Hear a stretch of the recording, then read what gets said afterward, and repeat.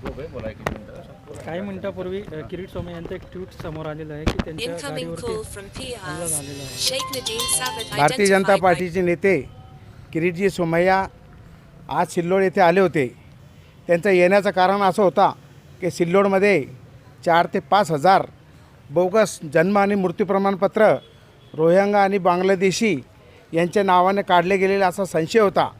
त्याच निमित्तानं ते आज इथं आले होते. त्यांनी 1100 नावं आज उपविभागीय अधिकारी लतीफ पठाण यांच्याकडे सुपूर्द केलेले आहे आणि त्यांच्यावर गुन्हा दाखल करण्याची मागणी केलेली आहे. हे सर्व कार्यक्रम आटपून ते जळगावच्या मार्गाने जात असताना आज रेणुका क्लॉथ सेंटर एजम ऑफिस येथे काही धर्मांध लोकांनी किरीट सोमय्या यांच्यावर गाडीवर हल्ला केला. त्याच्यामध्ये आपल्या शिंदे गटाचा एक शिवसेनेचा कार्यकर्ता आहे जो अब्दुल सत्तारचा निकटवर्ती आहे, शेख इम्रान शेख गुड्डू. फहीम पठाण हा MIMचा अध्यक्ष आहे. अशफाक पठाण हाही MIMचा कार्यकर्ता आहे.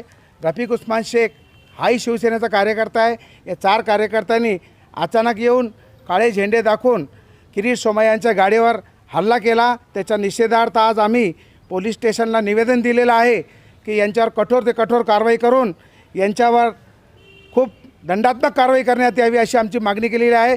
पोलीस स्टेशन दंडात्मक कारवाई केली नाही त्यांच्यावर तर भारतीय जनता पार्टी रस्त्यावर उतरून आंदोलन करेल.